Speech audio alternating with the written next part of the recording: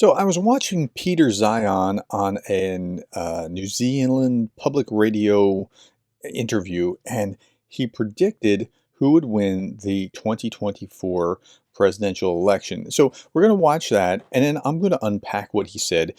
And before he gets to that part, they're talking about isolationism and the effect of isolationism. And both of these things are instructive. So we're going to listen to about 2-3 minutes worth of this video. So here we go.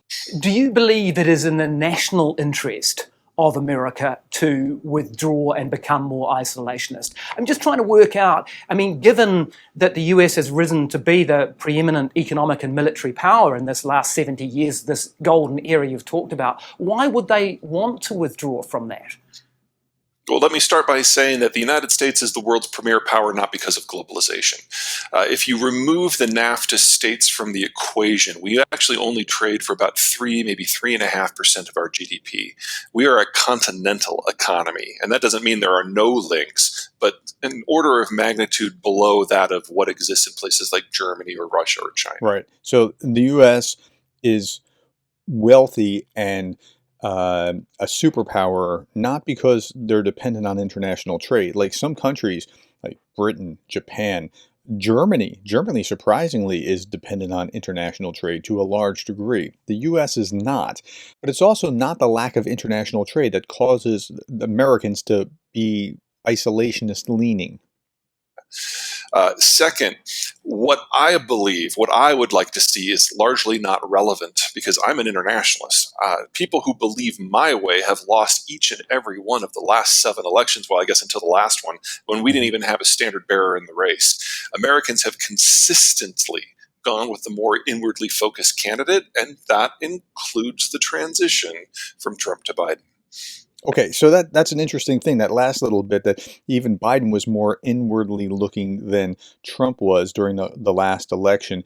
I'm not an internationalist, but I don't believe that we can keep our head in the sands and just ignore what's going on in the world, because some things just are that important, and that's why we're here. But I don't describe myself the same way that Zion describes himself. Who's going to win? Oh, Biden in a landslide. Did you hear that? He says Biden in a landslide. But why? Let's listen to it. Why are you so confident about that? Because that's what we were told in 2016. I lost count of the number of times I went to see visiting experts who told me there was no chance that Trump could win. Why are you so confident that Trump will lose 2024? Well, I'd start by saying never look at American political polls until after the conventions, because until that point, the independents aren't answering the phone. And the independents are going to make or break the election. There's roughly a third on the right and roughly a third on the left, and then it's independents that actually make, well, okay, so if one side is supercharged, they can have an effect. Like if they're really, really motivated, it can shift it one way or another. But let's just say one side counterbalances the other. The independents would be the difference that makes the elections. And that's going to be important when we get to the end of this. So hang on to the end. We're not there yet. But there's 3 big things going on. First of all, there are fewer Republicans than Democrats, and the Republican strength at the national level has always been about unity. Trump broke that. Okay, so what he means by that is that the Democrats tend to be this loose coalition of things that maybe are at odds with each other, these different types of groups, where Republicans generally line up on, we agree on certain things, and what we don't agree on are generally pre-Trump have been things that, well, that's not my big topic, but okay, it doesn't affect my big topic, and so we can kind of line up together. The analogy was, this is really simplified, but are you a fox hunter, like the economic issues, or are you a shepherd worried about the kind of moral issues? And the fox hunters and the shepherds, they don't really kind of get along naturally, but they agree that if it looks like a wolf or a fox, they shoot at it. And that's how the Republicans have gotten along. But now the fox hunters and the shepherds are shooting at each other in the new Republican Party under Trump, and that's a problem. Isn't even going to have all traditional people on the right showing up. Second, we've got this little issue with a challenging guy from the outside, Robert Kennedy Jr., who is, how should I say this? most discreetly. He's challenging Trump for the batshit crazy vote that Trump thought he had cornered. And now it's split. Now that's surprising to me because Kennedy, I would have thought, would have pulled as much from the Democrats as he would from the Republicans. Remember, he's not exactly a Republican. He's just a conspiracy theorist. He's got some kind of crazy ideas, but okay, if it hurts Trump more than it hurts Biden, then he could be on to something. And third, and in my opinion, most importantly, people have just forgotten what happened 2 years ago in our midterms. Donald Trump told independent voters that their vote doesn't matter. Okay, that's really, really important. MAGA has gotten to the place where they don't seem to care about how Reagan conservatives feel or independents feel or whatever else. They're just all MAGA all the time. And as a consequence, I think that hubris may actually backfire and hurt them. They're not listening when we're talking about, no, Ukraine's important. They're doubling down on this pro-Russian or anti-Ukrainian rhetoric, and it's driven people like me away from being able to support Trump. Should all be resolved at the primaries, which is where he rules. And their collective response was hold my beer.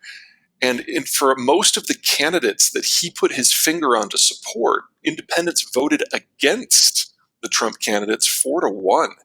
We have never... And again, it's going to be independents. Independents are what matter, and you're going to see this in just a little bit. Again, hold on to the end. Had a national election in the United States in which the Republicans won, in which the Republicans didn't capture 2/3 of the independents. Mm-hmm. So we are looking at second or the third greatest election wipeout in American history for Trump and his allies. And that's before you consider that Trump is now a convicted felon. Yeah, there's not a lot of math here for him. Let's just entertain the idea for a second that you're wrong, and that Sure. Trump does. Okay, so he's suggesting that Trump is going to lose because of the independents largely, and I think, and again, that's also added to the idea of that he's a convicted felon. So Politico just came out with this poll, a new poll showing the real fallout of the Trump conviction. Donald Trump's criminal conviction didn't instantly upend the 2024 presidential race, but the results of a new poll should be worrying for Trump. And when we go down into the article, what we're going to see is this. First, Trump's conviction is an electoral liability, particularly among who? Independents, because independents are going to make or break the election. Among respondents who said that they were political independents, 32% of them said that the conviction made them less likely to support Trump. Only 12% of them said it made them more likely to support Trump. Now, I am a Republican, and I think through things as a Republican. That's just the way that I process things. And when Trump was on trial for even a previous trial, it was like, man, that's just making people more ardently want to support Trump. And that, through my worldview, made sense. This is why we have to listen to the other side, right? Because we'll see things that we're otherwise not seeing. Okay, a conviction is important in how I will vote. Are you more likely to support? Total 6%. Less likely to support? 22%. Of those, Democrats more likely to support because of a conviction? 0. Republicans more likely to support? 13%. Yeah, if they see it as a false or politicized conviction, and some do, then they're more likely, that will actually cause them to be more likely.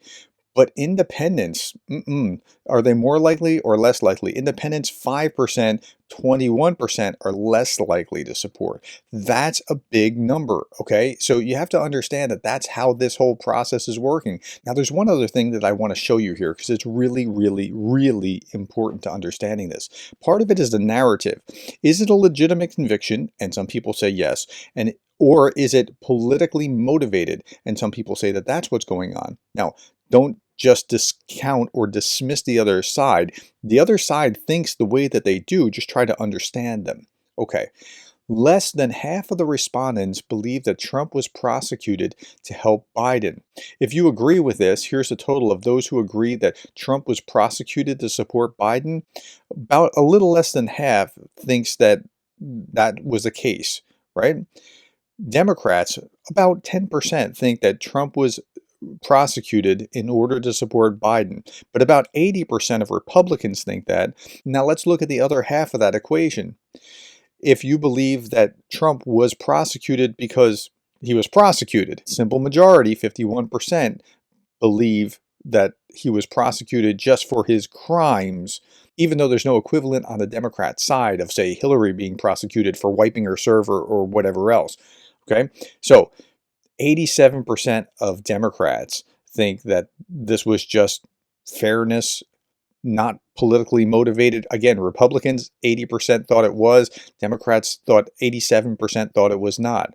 Republicans, 16% thought it wasn't. Okay, so that's higher than the Democrats' 9% over here. And independents, 50% believe it was legitimate as opposed to 44%. Now, if we look at it in this grid, it's helpful. Okay, you're more likely to support Trump, and conviction is important to how I vote. Democrats, none. 13%. This is extra motivating some Republicans.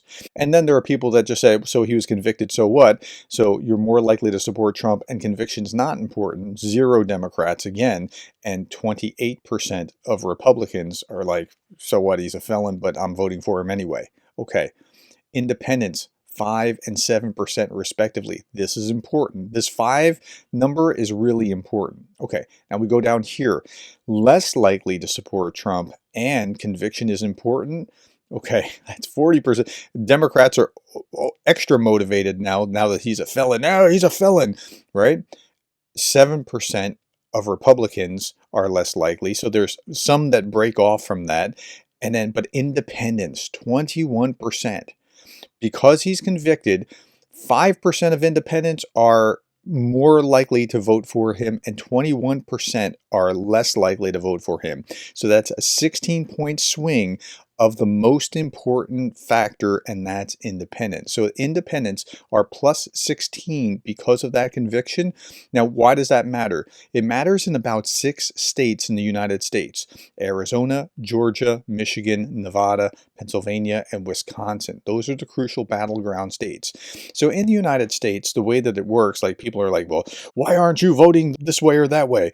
Look, I'm not voting for Trump, I'm not voting for Biden, but it doesn't matter in my state because unless you have another 300,000 people break away from it, it's going to solidly go one way or the other in my particular state anyway. So that's just the way it works. Because see these numbers, these are electoral college numbers. So Kansas will throw 6 delegates. Missouri will throw 10 delegates one way. Illinois will throw 19 delegates the other way, right?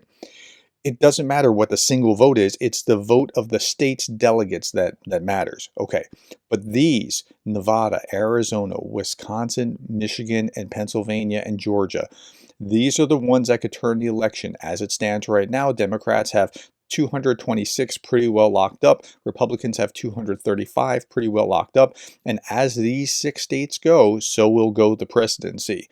Now, if independents are affected negatively toward Trump and toward Biden as a consequence, or you would expect toward Biden as a consequence. It could go to third parties as well.